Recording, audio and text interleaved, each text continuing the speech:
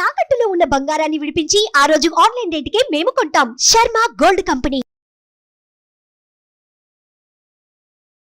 నమస్కారం గురూజీ. శ్రీమాత్రే నమః. గురూజీ, ఒక్కసారి ఆంధ్ర రాజకీయాల గురించి మాట్లాడుకుంటే అక్కడంతా మూడు ముక్కల ఆటలానే కనిపిస్తుంది. అయితే అటు వైఎస్ఆర్సీపీ పార్టీ అయినా, జనసేన పార్టీ అయినా, టీడీపీ అయినా, ఏ పార్టీ అయినా అసలు ఏది చేయడం వల్ల వాళ్ళు గెలిచే అవకాశం ఉంటుందంటారు?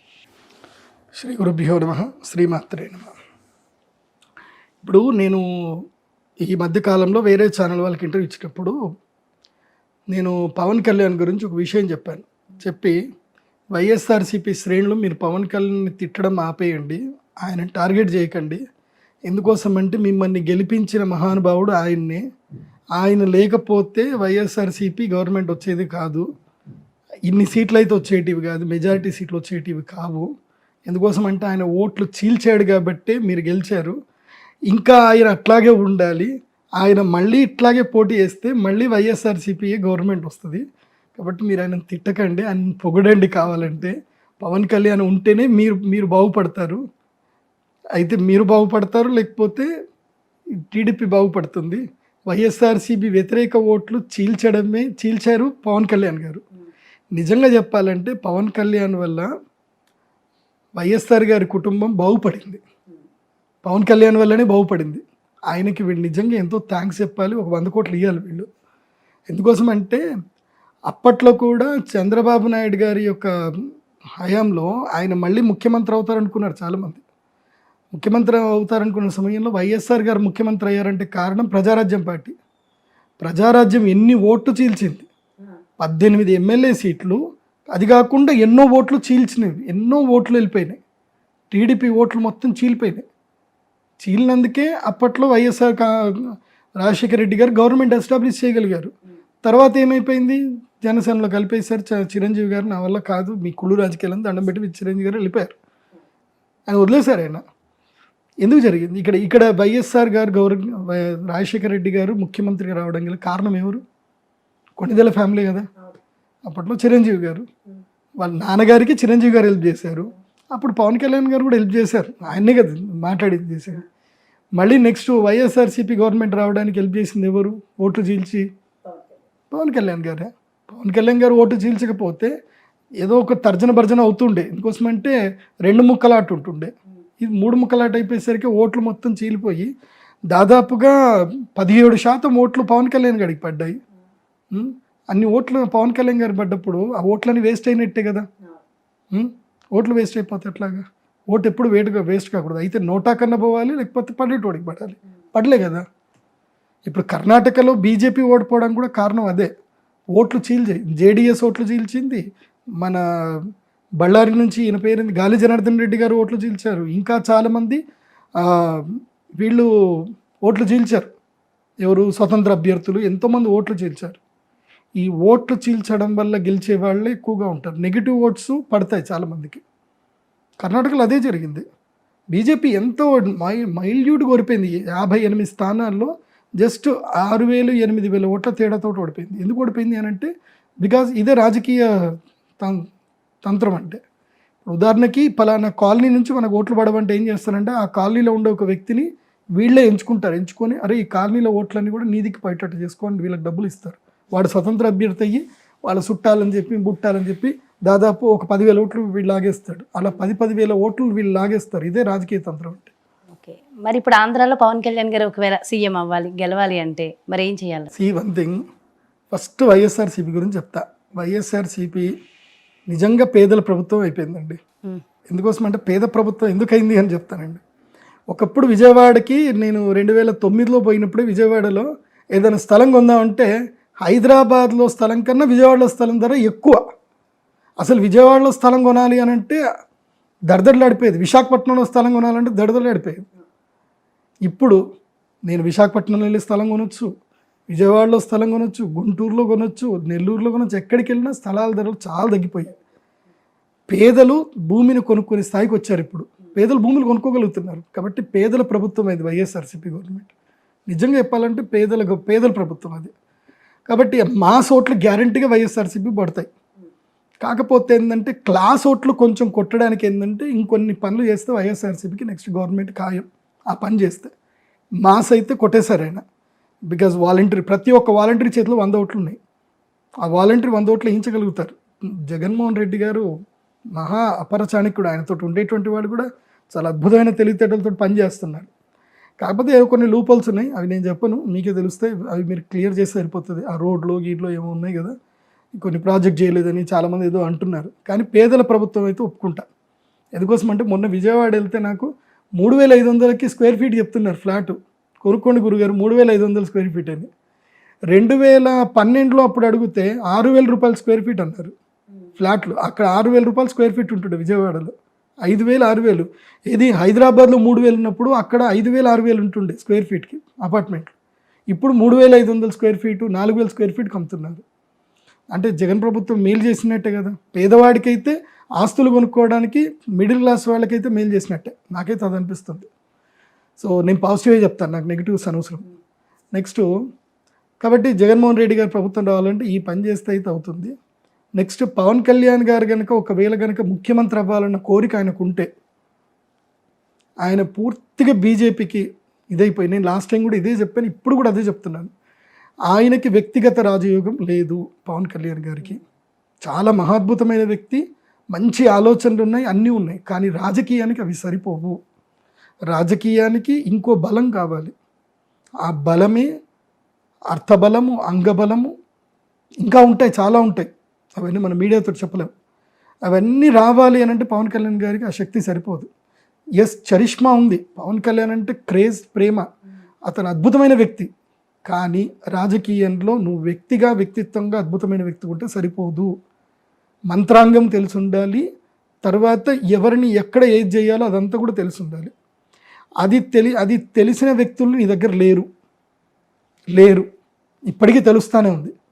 అండ్ మాటల్లో స్పష్టత ఉండాలి. నువ్వు ఇచ్చే హామీలు ఏవైతే ఉన్నాయో స్పష్టత ఉండాలి. ఇప్పుడు ఉదాహరణకి కాంగ్రెస్ ప్రభుత్వము అక్కడ కేవలం ఈ 5 మాటలు, కరెంటు బిల్లు లేదు, ఇదే ఎక్కిచ్చారు వాళ్ళకి. 200 యూనిట్లు 50 యూనిట్లు అనుకుంటా, ఇన్ని యూనిట్ల లోపు ఉన్న వాళ్ళకి కరెంటు బిల్లు లేదు, ఫ్రీ, ఆడవాళ్ళకి బస్సు ఫ్రీ, అన్నీ ఫ్రీ. ఇవి 5 పదే చెప్తున్నారు. జనాలకి ఏంటంటే కొంచెము జ్ఞాపక శక్తి తక్కువ ప్రజలకి. వాళ్ళకి చెప్పాలి. వైఎస్ఆర్సీపీ రావడానికి కారణం ఏంటంటే నవరత్నాలు అని చెప్తా ఉన్నారు. అయిపోయి రత్నాలు తొడిగిచ్చేశారు అందరికీ. కాబట్టి నీ క్లారిటీ ఏంది, నీ మాటలో ఒక స్పష్టత కావాలి. నేను అప్పుడు చెప్పాను, విద్యా వైద్యం ఉచితం, దీన్ని కరెక్ట్గా అనౌన్స్ చేయండి అని. ఇదొక్క స్లోగన్ పెట్టుకొని వెళ్తే పవన్ కళ్యాణ్, విద్యా వైద్యం ఉచితం, మొత్తం ఆంధ్రప్రదేశ్ మొత్తం విద్యా వైద్యం ఉచితం, మీరే హాస్పిటల్కి డబ్బులు కట్టాల్సిన అవసరం లేదు, విద్యా వైద్యం ఉచితం, మొత్తం మేమే కడతాం. ఇది ఒక్క దాని మీద వెళ్ళమని చెప్పండి, ఎందుకు రారు నేను చెప్తాను. కానీ ఆ జనసేన స్టార్ట్ చేసిన టైంకి, జనసేన పేరుకి, ఆ అక్షరానికి అయితే కనుక బలం లేదు. ఆ వారాహికి కూడా బలం ఉంది లేదు అని కూడా వస్తుంది. లేదు, నేను చెప్పేది ఏంటంటే పవన్ కళ్యాణ్ గారు పూర్తిగా బీజేపీకి సరెండర్ అయిపోయి ఆంధ్రప్రదేశ్ రాష్ట్ర బీజేపీ అధ్యక్షుడు అయ్యారే అనుకోండి. పూర్తిగా బీజేపీ ఇతనికి సెంట్రల్లో ఎప్పుడు బీజేపీ ఉంటుంది కాబట్టి ఇతనికి బీజేపీ బలం ఉంటుంది. అప్పుడు ఈ బలం చూసుకొని జనాలు ఓట్లు వేస్తారు. బీజేపీ సెంటిమెంట్ ఉండే ప్రజలు ఉంటారు. వీళ్ళు ఆల్మోస్ట్ 4 కోట్ల మంది ఆంధ్ర ప్రజల్లో 5 కోట్ల మంది ఆంధ్రప్రదేశ్ ప్రజలు, 5 కోట్ల 7 కోట్ల అనుకుంటా, ఎంతమంది ఆంధ్రప్రదేశ్ ప్రజల్లో మొత్తం కూడా ఎక్కడ పోయినా సరే బీజేపీ ఓటు 20% కన్ఫర్మ్ ఉంటుంది. ఎందుకోసం అంటే బీజేపీ కళ్ళు మూసుకొని ఓట్లు వేసేటోళ్ళు ఉంటారు బీజేపీకి. ఆ 20% పట్టుకుందాం. పవన్ కళ్యాణ్ మీద ప్రేమతోటి ఒక 15% అనుకుందాం, 35% ఓట్లు చాలు. నీ యొక్క పథకాలు నమ్మి వచ్చేటువంటి ఒక మాస్ ఓట్లు ఒక 10%. కథం విన్ను నీ చేతిలోనే. కాకపోతే ఈ జనసేన అని పెట్టుకొని వెళ్తే మాత్రం పబ్లిక్ ఓటు వేయరు. నీవేంటిది ఏం కథ అని వెళ్తారు. సో ఎట్లాగైతే కనుక తమిళనాడులో విజయకాంత్ అని చెప్పి ఒక హీరో, ఆయన పార్టీ పెట్టాడు. ఇప్పటికీ ఆయన ఒక మంత్రిగా కాలేకపోయాడు. తన కెరియర్ అంతా స్పాయిల్ చేసుకున్నాడు. సినిమా కెరియర్ పోయింది. ఇప్పటికీ ఆయన రాజకీయంలో ఉన్నారు కానీ తూతు మంత్రం అంతే. సో ఆయన ఒక అద్భుతమైన నాయకుడిగా కాలేకపోయాడు. ఎందుకు కాలేకపోయాడు అని అంటే ఆయనకి పెట్టాల్సిన చోట్ల పెట్టలేదు. ఇప్పుడు ఆ రోజులు పోయాయి. కాబట్టి ఒకవేళ కనుక పవన్ కళ్యాణ్ రానంటే ఇప్పటికి కూడా పవన్ కళ్యాణ్ ఛాన్స్ ఉంది. పూర్తిగా బీజేపీ తోటి వెళ్ళిపోతే బీజేపీకి ఇప్పుడు ఎక్కడైనా గుర్తుపెట్టుకోండి, ఒక రాజుకి ఇప్పుడు బీజేపీ కేంద్రంలో ఉంది, ఎక్కడైతే కనుక నేరుగా పోటీ చేయనప్పుడు ఏం చేస్తారంటే వాళ్ళ సామంతుల్ని పెట్టుకుంటారు. ఓకే, ఆ సామంతులను పెట్టుకొని పోటీ చేస్తారు. ఇప్పుడు ఐదర్ చంద్రబాబు నాయుడుకైనా బీజేపీ సపోర్ట్ చేయాలి, లేదంటే జగన్మోహన్ రెడ్డి గారికైనా సపోర్ట్ చేయాలి, వైఎస్ఆర్సీపీకైనా టీడీపీకైనా సెంట్రల్లో ఏ పార్టీ ఉన్నా బీజేపీ సపోర్ట్ చేసుకోవాలి. ఎందుకోసమంటే ఏదో ఒక ముఖం కావాలి, కాంగ్రెస్కైనా ఒక ముఖం కావాలి, బీజేపీకైనా ఒక ముఖం కావాలి. సో ఒక ముఖం కావాలి అన్నప్పుడు ఈ ఇద్దరు ముఖం కాదు అని జనానికి అనిపించినప్పుడు నువ్వు ముఖం అవ్వడానికి నువ్వు డైరెక్ట్ ఎంటర్ అయితే అయిపోతుంది కదా. కనీసం అప్పుడు నీకు 12 సీట్లైనా పక్కా వస్తాయి. ఇప్పుడు 12 సీట్లు వస్తాయి, నెక్స్ట్ పెరుగుతాయి. నీకు కన్ఫామ్గా రాజ్యసభ అయితే వస్తుంది కదా, రాజ్యసభ త్రూ నేను కేంద్ర మంత్రి చేయొచ్చు కదా. నెక్స్ట్ టైం అయితే ఎట్లన్నా బీజేపీ వస్తుంది. బీజేపీ వచ్చినప్పుడు నువ్వు బీజేపీ పూర్తిగా నువ్వు ఉన్నప్పుడు బీజేపీలో ఉన్న వాళ్ళు కూడా ఏమన్నారు, ఎందుకోసం అంటే ఆయనకి ఎందుకు రాజ్యసభ ఇస్తున్నాడు, ఇతను పార్టీ అధ్యక్షుడు, ఆంధ్రప్రదేశ్కి మొత్తం పార్టీ అధ్యక్షుడు అయ్యాడు కాబట్టి ఇతనికి నేను రాజ్యసభ సభ్యత్వం ఇస్తాను. రాజ్యసభ సభ్యత్వం డైరెక్ట్గా ఇచ్చి కేంద్ర మంత్రి పదవి ఇస్తే ఒక ముఖ్యమంత్రికి ఎంత శక్తి ఉంటుందో కేంద్ర మంత్రికి కూడా అంతే శక్తి ఉంటుంది. అప్పుడు పవన్ కళ్యాణ్ కేంద్ర మంత్రి అయితే ఎట్లుంటుంది? ఇది మంత్రాంగం, ఇది చేయొచ్చు. పవన్ కళ్యాణ్కి కేంద్ర మంత్రి అయ్యే యోగం ఉంది, కానీ ఇది మంత్రాంగం చేయాలి. నేను ఇండివిజువల్గా పోతానంటే మళ్ళీ వైఎస్ఆర్సీపీని తానే బలంగా కష్టపడి వెనకబెట్టి, ఇప్పుడు ఉదాహరణకి కారు నెట్టుతారు చూడు, అట్లా ఈ ఫ్యాన్ ఈయన కట్టబెట్టి దింపినట్టు అనమాట పవన్ కళ్యాణ్. సో జనసేన కట్టబెట్టి ఫ్యాన్ తిప్పుతున్నట్టు తప్ప ఇంకేం లేదు. లేదంటే జనసేన జెండా వేసుకొని సైకిల్ దోసినట్టు, అంతకు మించి పెద్ద తేడా ఏం ఉండదు. మరి చంద్రబాబు నాయుడు గారు అయినా ఈసారి సీఎం అవ్వాలంటే మరి ఆయన ఏం చేయాలంట? ఒకటి, చంద్రబాబు నాయుడు గారి జాతకంలో ఇది చిట్ట చివరి ఎలక్షన్స్. ఆయన ఇప్పుడు సీఎం అయితేనే సీఎం, ఇంకా కాకపోతే మళ్ళీ సీఎం కాలేరు. ఓకే, నెక్స్ట్ సీన్లోకి ఇంకో వ్యక్తి దిగుతారు, ఆయన ఎవరో తర్వాత చెప్తాను, ఎలక్షన్ తర్వాత చెప్తాను. ఓకే, అంటే టీడీపీ నుంచి ఒక మహాద్భుతమైన వ్యక్తి వస్తాడు. టీడీపీ మొత్తం ఇట్లా పడిపోతున్నప్పుడు ఆయన వచ్చి లేపుతాడు అనమాట. బాహుబలి సినిమాలో ఇట్లాగైతే పట్టుకొని ఆ విగ్రహం నిలబెట్టినట్టు. జూనియర్ ఎన్టీఆర్ అంటారా అనే వార్తలు కూడా ఎక్కువగానే వస్తున్నాయి కదా బయట నుంచి. మరి జాతకం ఆయన నా పేరు చెప్పొద్దని చెప్పాడు నాకు, అందుకోసమనే ఆయన పేరు నేను చెప్పాను. నేను మీరు అనుకోండి, మీరు ఎవరైనా అనుకోండి, ఆ వ్యక్తి పేరు మాత్రం అంతే ఉంటుందిలేండి, ఇంకెవరు ఉంటారు. సో ఇప్పుడు తెలుగుదేశం పార్టీ గెలవాలి అని అంటే చేయాల్సింది పవన్ కళ్యాణ్ గారిని క్వైట్ చేసుకోవాలి. 4 మంత్రి పదవులు ఇవ్వాలి. 4 మంత్రి ఇప్పుడు ఎట్లాగైతే కనుక ఆంధ్రప్రదేశ్ ఇది కర్ణాటకలో ఏం జరిగింది, ఆయన పేరేంది, డికే శివకుమార్ గారికి మంత్రి పదవులు డిప్యూటీ సీఎం ఇస్తా అంటేనే ఆయన వీళ్ళు కలిసారు, సిద్ధరామయ్య డిప్యూటీ. లేకపోతే వాళ్ళిద్దరు విడిపోయి ఉంటే మళ్ళీ బీజేపీ వచ్చింది. వాళ్ళిద్దరూ ఒక ఒప్పందం చేసుకున్నారు కాబట్టి వచ్చింది. అది కూడా వర్గ రాజకీయమే. వీళ్ళిద్దరు కూడా ఒక ఒప్పందంకి రావాలి. 4 మినిస్ట్రీ సీట్స్ పవన్ కళ్యాణ్ గారికి డిప్యూటీ సీఎం. మరి అయితే పవన్ కళ్యాణ్ గారు అటు బీజేపీతో కలవాలా, ఇటు టీడీపీతో కలవాలంటారా? ఇద్దరితోని కలవాలంటారా? రాజకీయం అంటేనే అవకాశవాది. రాజకీయం అర్థం ఏంటి తెలుసా? నీకు ఎక్కడ పదవి వస్తే ఆ పని చేయాలి. రాజకీయం యొక్క అర్థం అది. పదవి లేని రాజకీయ నాయకుడు ఇంకా ఉంటుందండి, అన్ని సమానం చెప్పకూడదు అట్లా. సో అది సమానం అవుతుంది అనమాట. కాబట్టి పదవి ఉంటేనే విలువ, పదవి లేకపోతే విలువ లేదు, అంతే. సో పదవి రావడానికి నువ్వు ఏదైనా చతురత చేయొచ్చు. కాబట్టి 4 కానీ లేదంటే 2 మినిస్ట్రీస్ ఒక డిప్యూటీ సీఎం, 2 మినిస్ట్రీస్ ఒక డిప్యూటీ సీఎం అడుక్కొని అయితే పవన్ కళ్యాణ్ గారు దీంతో జాయిన్ అయిపోయి ఒక 14-15 ఎమ్మెల్యే సీట్లు తీసుకున్నా సరిపోతుంది. కానీ దానివల్ల పెద్దగా అయితే పవన్ కళ్యాణ్ గారికి పెద్దగా యోగమేం లేదు, దానివల్ల అబాస్పాలు అవుతారు తప్ప పెద్దగా ఏం లేదు. సో ఈయనైతే పవన్ కళ్యాణ్ గారిని అయితే చేసుకోవాలి. కానీ చంద్రబాబు నాయుడు గారి జాతక ప్రకారం మాత్రం, అంటే నేను వైఎస్ఆర్సీపీ వారికి ఎవరెవరు ఏమేమి యాగాలు చేస్తున్నారో అది మొత్తం నాకు తెలుసు. కాబట్టి అలాంటి యాగాల నుంచి శక్తి ఎదుర్కోవాలి అని అంటే చంద్రబాబు నాయుడు గారికి ఉన్న అంగబలము, అర్థబలము, బుద్ధిబలం సరిపోదు. దైవబలం కంపల్సరీ కావాలి. ఆ దైవబలం రావాలి అని అంటే ఒక మహాద్భుతమైన యాగం ఉంటుంది. ఆ యాగము చేస్తేనే ఆయన గెలవగలుగుతారు. ఏది ఈ పవన్ కళ్యాణ్ ఓటు చీల్చడం కానీ, వైఎస్ఆర్సీపీ ఏవైనా కానీ అన్నిటినీ ఎదుర్కొని గెలవాలి అని అంటే దైవ బలం కావాలి. అయితే జగన్మోహన్ రెడ్డి గారు ఆంధ్రాలో చర్చిలు కూడా బాగా డెవలప్ చేశారు అనేసి కూడా ఒక బాగా వస్తుంది నిజంగా కూడా అనేసి అంటున్నారు. మరి అలాంటి ఆయన మరి హిందూ ధర్మం ఈ మంత్రాలు పూజలు హోమాలు నిజంగా చేస్తున్నారని అనుకోవాలంటారా? కర్ణాటక నుంచి వేరే రాష్ట్రాల నుంచి ఎలక్షన్ జరిగినప్పుడు నా దగ్గరికి చాలామంది వచ్చారు. ఎందుకోసమంటే నాకు అంత పరిచయం లేదు కాబట్టి. వచ్చి గురూజీ మేము గెలవడానికి మాకు పూజలు చేయించండి అని అడిగారు. అడిగితే మీ లక్ష్యం ఏంటిది, హిందూ ధర్మం పట్ల మీ లక్ష్యం ఏంటిదని నేను అడిగాను. అడిగితే ఓ చల్తాయా గురూజీ ఓ అవుతాయి ఏ అవుతాయి అని అన్నారు. చల్ మేము సోచ్కే బతాతాము అన్న. అంటే నేను ఆలోచించి చెప్తా అన్న. నేను వాళ్ళ ఫోన్ తర్వాత లిఫ్ట్ చేయలేదు. నా దగ్గరికి స్ట్రేట్గా 25 లక్షల క్యాష్ పెట్టిన వాళ్ళు ఉన్నారు, ₹1,00,00,000 క్యాష్ పెట్టిన వాళ్ళు కూడా ఉన్నారు. మీరు పెద్ద యాగం చేయండి మేము చేస్తామని చెప్పి మేము గెలవాలని చెప్పి నేను రిజెక్ట్ చేశాను. ఎందుకోసం అంటే ధర్మం పట్ల మీ యొక్క ఆలోచన ఏంటి, మీరు సనాతన ధర్మానికి కానీ మనుషులకు మీరు ఏం చేయాలనుకుంటున్నారు. ఎందుకోసం అంటే మీరు చెడ్డ పని చేసేదానికి నేను శక్తి మీకు ఇచ్చాను అనుకోండి, మీరు చేసే చెడ్డ పనికి శక్తి ఇస్తే రేపు నాకు అది కీడు కొడుతుంది. రేపు వాళ్ళందరి యొక్క ఆర్తనాదాలు దానికి ముఖ్య కారణం నేను కూడా అవుతా. కాబట్టి నేను చెయ్యను అని చెప్పాను.